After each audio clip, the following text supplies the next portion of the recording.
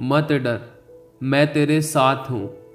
यदि तुम मेरी आज्ञाओं को अपने हृदय रूपी पटिया पर लिखो और अपने गले का हार बनाओ, और जो मेरी दृष्टि में सही है वही करो, तो ये सभी आशीषें, और जो तुम्हारी आंखों ने नहीं देखा और कानों ने नहीं सुना और तुम्हारे मन के चित्त में नहीं समाया, तुम्हारे मांगने और सोचों से कहीं ज्यादा बढ़कर तुम्हें आशीष दूंगा और अपनी सभी वाचाओं को पूरा करूंगा और तुम्हें पत्थर से ठेस भी नहीं लगने दूंगा।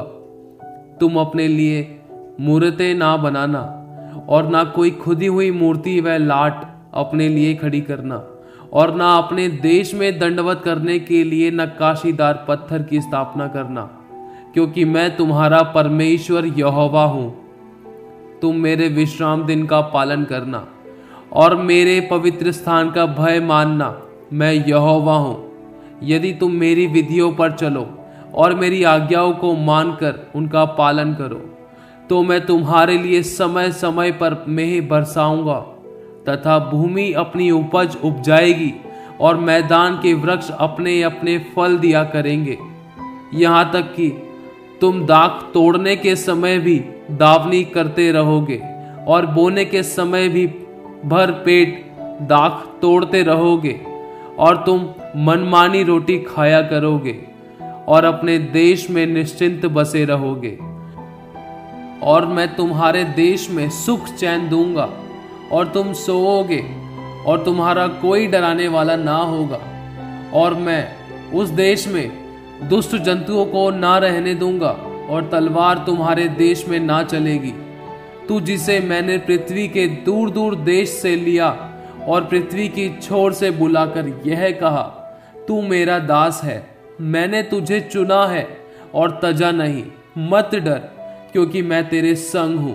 इधर उधर मत ताक, क्योंकि मैं तेरा परमेश्वर हूं। मैं तुझे दृढ़ करूंगा और तेरी सहायता करूंगा, और अपने धर्मीमय दाहिने हाथ से मैं तुझे संभाले रहूंगा। देख, जो तुझसे क्रोधित हैं वे तुझसे लज्जित होंगे, और जो तुझसे झगड़ते हैं उनके मुंह काले होंगे और वे नष्ट होकर मिट जाएंगे। जो तुझसे लड़ते हैं उन्हें ढूंढने पर भी तू ना पाएगा।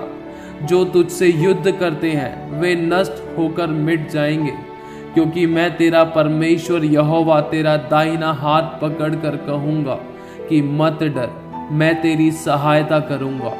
और तुम में से 5 मनुष्य 100 को और 100 मनुष्य 10,000 को खदेड़ेंगे, और तुम्हारे शत्रु तलवार से तुम्हारे आगे आगे मारे जाएंगे। और मैं तुम्हारी ओर कृपा दृष्टि रखूंगा और तुमको फलवंत करूंगा और बढ़ाऊंगा, और तुम्हारे संग अपनी वाचों को पूरा करूंगा। और तुम रखे हुए पुराने अनाज को खाओगे और नए के रहते भी पुराने को निकालोगे। और मैं तुम्हारे बीच अपना निवास स्थान बनाए रखूंगा, और मेरा जी तुमसे घृणा नहीं करेगा।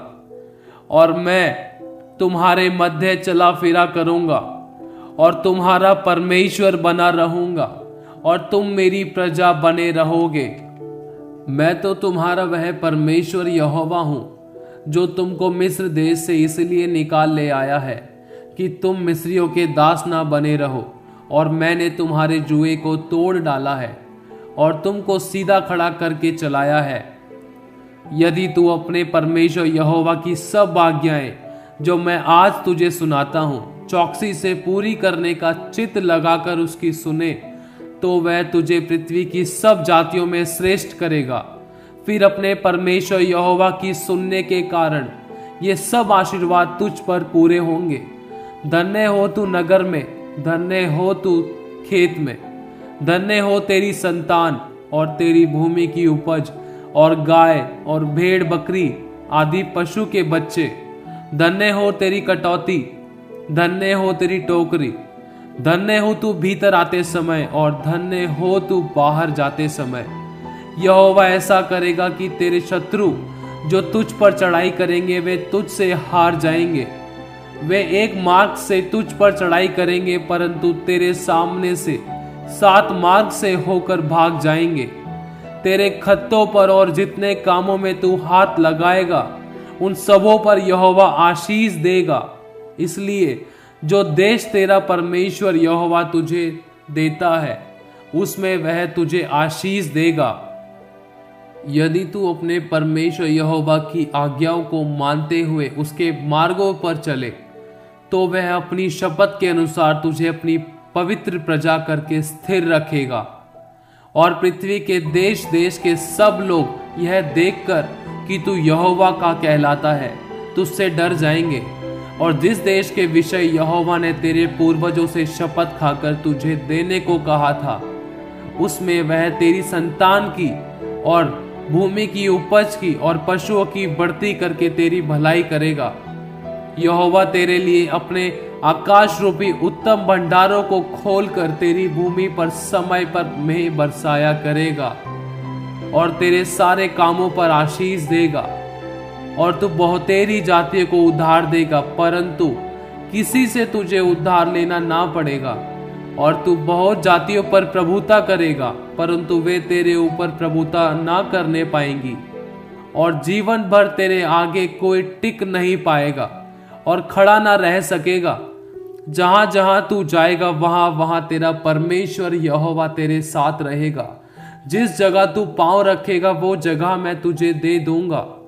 और तेरा परमेश्वर भी अपने उस धन के अनुसार जो मसीह यीशु में है तुम्हारी हर एक घटी को पूरा करेगा। और यहोवा तुझको पूंछ नहीं किंतु सिर ही ठहराएगा, और तू नीचे नहीं परंतु ऊपर ही रहेगा। यदि परमेश्वर यहोवा की आज्ञाएं जो मैं आज तुझे सुनाता हूं, तू उनके मानने में मन लगाकर चौकसी करे, और जिन वचनों की मैं आज तुझे आज्ञा देता हूं उनमें से किसी से दाहिने व बाएं मुड़ के पराये देवताओं के पीछे ना हो ले और ना उनकी सेवा करे, तब तेरा प्रकाश पांव फटने के समान चमकेगा और तू शीघ्र चंगा हो जाएगा। तेरा धर्म तेरे आगे आगे चलेगा, यहोवा का तेज तेरे पीछे तेरी रक्षा करते चलेगा। तब तू पुकारेगा और यहोवा तुझे उत्तर देगा। तू दोहाई देगा और वह कहेगा कि मैं यहाँ हूँ। यदि तू अंधेर करना और उंगली उठाना और दुष्ट बातें बोलना छोड़ दे, उदारता से भूखे की सहायता करे और दीन दुखियों को संतुष्ट करे, तब अंधियारे में तेरा प्रकाश चमकेगा और तेरा घोर अंधकार दोपहर का सा उजियाला हो जाएगा। और यहोवा तुझे लगातार लिए चलेगा और काल के समय तुझे तृप्त और तेरी हड्डियों को हरी भरी करेगा। और तू सींची हुई बारी और ऐसे सोते के समान होगा जिसका जल कभी नहीं सूखता। और तेरे वंश के लोग बहुत काल के उजड़े हुए स्थानों को फिर बसाएंगे। तू पीढ़ी पीढ़ी की पड़ी हुई नींवें पर घर उठाएगा। तेरा नाम टूटे हुए बाड़े का सुधारक और पत्थरों का ठीक करने वाला होगा। यदि तू विश्राम दिन को अशुद्ध ना करे, अर्थात मेरे उस पवित्र दिन में अपनी इच्छा पूरी करने का यत्न ना करे, और विश्राम दिन को आनंद का दिन और यहोवा का पवित्र किया हुआ दिन समझकर माने, यदि तू उसका सम्मान करके उस दिन अपने मार्ग पर ना चले, अपनी इच्छा पूरी ना करे और अपनी ही बातें ना बोले, तो तू यहोवा के कारण सुखी होगा और मैं तुझे देश के ऊंचे स्थानों पर चलने दूंगा। मैं तेरे मूल पुरुष याकूब के भाग की उपज में से तुझे खिलाऊंगा, क्योंकि यहोवा ही के मुख से यह वचन निकला है। उठ प्रकाशमान हो, क्योंकि तेरा प्रकाश आ गया है और यहोवा का तेज तेरे ऊपर उदय हुआ है। देख, पृथ्वी पर तो अंधियारा और राज्य राज्य के लोगों पर घोर अंधकार छाया हुआ है, परंतु तेरे ऊपर यहोवा उदय होगा और उसका तेज तुझ पर प्रकट होगा। और अन्य जातियां तेरे पास प्रकाश के लिए और राजा तेरे आरोहण के प्रताप की ओर आएंगे। अपनी आंखें चारों ओर उठाकर देख, वे सब के सब इकट्ठे होकर तेरे पास आ रहे हैं। तेरे पुत्र दूर से आ रहे हैं, तेरी पुत्रियां हाथों हाथ पहुंचाई जा रही हैं। तब तू इसे देखेगी और तेरा मुख चमकेगा, तेरा हृदय थरथराएगा और आनंद से भर जाएगा, क्योंकि समुद्र का सारा धन और अन्य जातियों की धन संपत्ति तुझको मिलेगी। परदेशी लोग तेरी शहरपनाह को उठाएंगे और उनके राजा तेरी सेवा टहल करेंगे। क्योंकि मैंने क्रोध में आकर तुझे दुख दिया था, परंतु अब तुझसे प्रसन्न होकर तुझ पर दया की है। तेरे फाटक सदैव खुले रहेंगे, दिन और रात वे बंद ना किए जाएंगे, जिससे अन्य जातियों की धन संपत्ति और उनके राजा बदुए होकर तेरे पास पहुंचाए जाएं। क्योंकि जो जाति और राज्य के लोग तेरी सेवा ना करें वे नष्ट हो जाएंगे। हाँ, ऐसी जातियां पूरी रीति से सत्यानाश हो जाएंगी। और यहोवा यूं कहता है, देख मैं तेरी ओर शांति को नदी के समान और जाति जाति के धन को नदी की बाढ़ के समान बहा दूंगा, और तुम उससे पियोगे। तेरे दुख देने वालों की संतान भी तेरे पास सिर झुकाए आएगी, और जिन्होंने तेरा तिरस्कार किया सब तेरे पांवों पर गिरकर दंडवत करेंगे।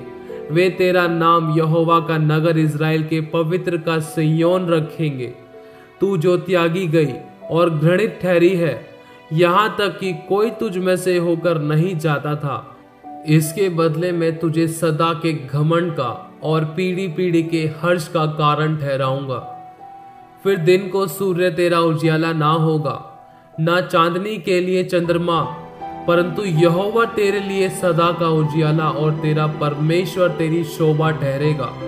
तेरा सूर्य फिर कभी अस्त ना होगा और ना तेरे चंद्रमा की ज्योति मलिन होगी, क्योंकि यहोवा तेरी सदैव की ज्योति होगा और तेरे विलाप के दिन समाप्त हो जाएंगे। छोटे से छोटा 1000 हो जाएगा और सबसे दुर्बल एक सामर्थी जाति बन जाएगी। मैं यहोवा हूँ, ठीक समय पर यह सब कुछ शीघ्रता से पूरा करूंगा।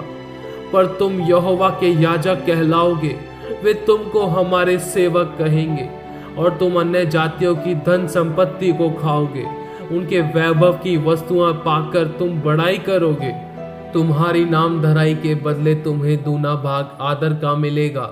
अनादर के बदले तुम अपने भाग के कारण जय जयकार करोगे। तुम अपने देश में दूने भाग के अधिकारी होंगे और सदा आनंदित बने रहोगे, क्योंकि मैं यहोवा न्याय से प्रीति रखता हूँ। मैं अन्याय और डकैती से घृणा करता हूँ, इसलिए मैं उनको उनके साथ सदा की वाचा को बांधूंगा। तेरे वंश अन्य जातियों में और तेरी संतान देश देश के लोगों के बीच प्रसिद्ध होंगी। जितने तुमको देखेंगे पहचान लेंगे कि यह वह वंश है जिसको परमेश्वर यहोवा ने आशीष दी है। मैं यहोवा के कारण अति आनंदित होऊंगा। मेरा प्राण परमेश्वर के कारण मगन रहेगा, क्योंकि उसने मुझे उद्धार के वस्त्र पहनाए और धर्म की चादर ऐसे उड़ा दी है, जैसे दूल्हा फूलों की माला से अपने आप को सजाता और दुल्हन अपने गहनों से अपना श्रृंगार करती है। तू देश का अधिकारी और तू आशीष का मूल होगा, परंतु जो यहोवा की बाट जोते हैं वे नया बल प्राप्त करते जाएंगे। वे उकाबों की नाई उड़ेंगे, वे दौड़ेंगे और श्रमित ना होंगे, चलेंगे और थकित ना होंगे। मैं अपने कहे हुए को जब तक पूरा ना कर लूं, तब तक तुझको नहीं छोड़ूंगा। उसी प्रकार से मेरा वचन भी होगा जो मेरे मुख से निकलता है, वह व्यर्थ ठहरकर मेरे पास ना लौटेगा, परंतु जो मेरी इच्छा है उसे वह पूरा करेगा, और जिस काम के लिए मैंने उसको भेजा है उसे वह सफल करेगा। धरती और आकाश टल जाएंगे, लेकिन मेरा वचन कभी नहीं टलेगा। प्रभु परमेश्वर ने हमें 6000 से ज्यादा आशीषें दी हैं और देता भी रहता है, वो भी अपने मुख से कहे हुए वचन और सभी वायदों के अनुसार। वचन कहता है कि वो कोई मनुष्य नहीं है कि झूठ बोले या अपनी इच्छा को बदले। उसका एक एक वचन आग में ताया हुआ है। वो जीवते प्रभु यीशु मसीह का परमेश्वर है। और हाँ, इतने सारे वायदे और आशीष, उद्धार व पापों की क्षमा किसी और धर्म गुरु और धार्मिक किताबों के द्वारा नहीं मिलती, या किसी बड़े यज्ञ, पूजा और अपना सब कुछ छोड़कर पहाड़ों पर अकेले जो परमेश्वर को खोजने निकले हैं उसके द्वारा भी कुछ हासिल नहीं हो सकता। क्योंकि किसी भी ग्रंथ में नहीं लिखा कि मैं तुम्हें उद्धार, स्वर्ग और पापों की क्षमा दूंगा। और ऐसे वायदे भी किसी ने हमारे लिए नहीं किए जो परमेश्वर ने किए हैं। और हाँ, किसी के द्वारा मोक्ष, उद्धार और शांति नहीं मिलती, क्योंकि वचन कहता है, आकाश के नीचे और धरती के ऊपर मेरे सिवा कोई और दूसरा नाम नहीं जो पापों की क्षमा और उद्धार व शांति और अनंत जीवन व स्वर्ग ले जा सके। बस एक बात और आपसे कहना चाहता हूँ, ये जो सभी धर्म ग्रंथ व इतिहासकार धार्मिक किताबें हैं, जिसमें हमारी सभी भलाई, मृत्यु और जीवन की बातें लिखी हैं और ईश्वर की आत्मा से किसी मनुष्य के द्वारा लिखी गई हैं, यदि वे सभी सच हैं, तो हम कौन होते हैं ईश्वर की रचना को गलत ठहराने वाले? यदि मनुष्य अपने आगे किसी की नहीं चलने देता और हर कोई अपने को ठीक बताता है, तो फिर हम क्यों परमेश्वर की कही बातों और उसकी रचना पर विश्वास करते हैं? एक सिक्के के दो पहलू होते हैं, एक सही, दूसरा गलत। जैसे मनुष्य कहता है कि हमारे पूर्वज बंदर थे और जिसका कोई सबूत भी नहीं है, और इस बात पर इतिहास, धार्मिक ग्रंथ व ईश्वर बताता है कि सर्वशक्तिमान परमेश्वर ने अपने हाथों से हमें और धरती आकाश को बनाया, जो लिखा भी है।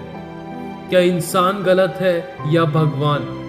बस यही मेरा प्रश्न है, जिसका जवाब कोई पूर्ण रूप से नहीं दे सका, क्योंकि ईश्वर की कोई सुनता नहीं है और इंसान अपने आगे किसी की चलने देता नहीं। प्रभु आप सभी को बहुत आयत से आशीष देता रहे। आमीन।